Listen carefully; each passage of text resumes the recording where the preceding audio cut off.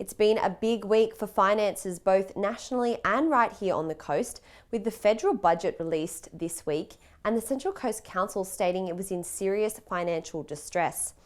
Let's start by going to David, who has a breakdown on both of these issues.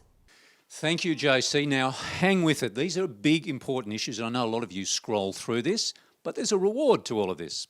Central Coast Council has advised the Office of Local Government that it has a serious financial situation and faces an immediate and serious liquidity issue, aka cash flow. Council announced on Tuesday that a review of the budget revealed that its position had deteriorated since March 2020. The deficit reported back then was $41 million. It is now expected to increase to $89 million. As a result, Minister for Local Government Shelley Hancock has instructed the Office of Local Government to appoint an independent financial expert and a human resources advisor to ascertain Council's true financial position and identify options to address the issues as quickly as possible.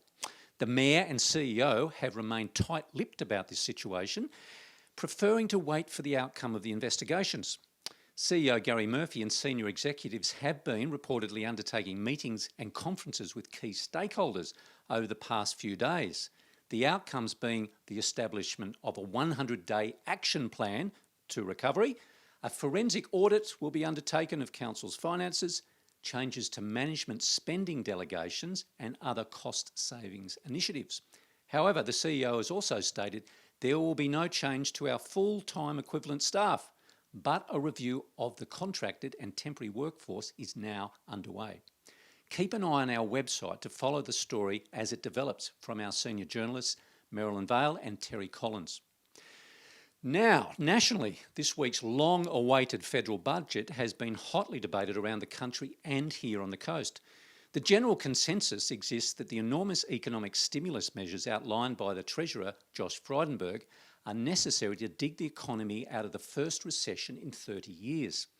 The coast's business community has welcomed a raft of measures aimed at getting people back into employment and offering more support to business. But some are saying incentives to employers to hire people aged under 35 are leaving many coasties in a dire situation, with JobSeeker coronavirus supplements set to expire on December 31 and JobKeeper payments to cease after March next year.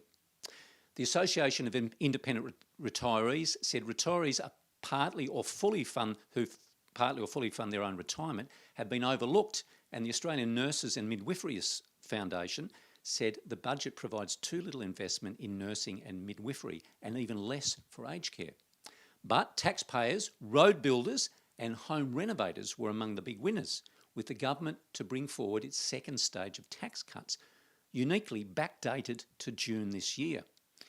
The tax cuts are estimated to leave people earning $45,000 per annum $1,000 better off, and people earning more than $90,000 with $2,500 extra.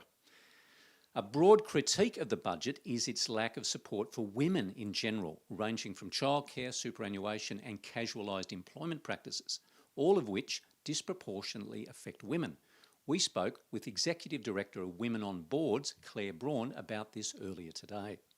The federal budget was very much one that was focused on high-vis and hard hats, so i.e. recovery led through the construction, energy and manufacturing sectors.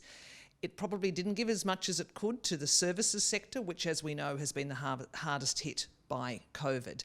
And the importance of that is that the services sector is one that employs more women. So arts, administration, those types of things too. And so when you've got a sector that I suppose is gendered and the impact is gendered, then I think the recovery needs to be gendered too. And for the record, the federal budget deficit blew out to $86 billion last financial year and is predicted to hit $214 billion in this financial year, 2020-2021.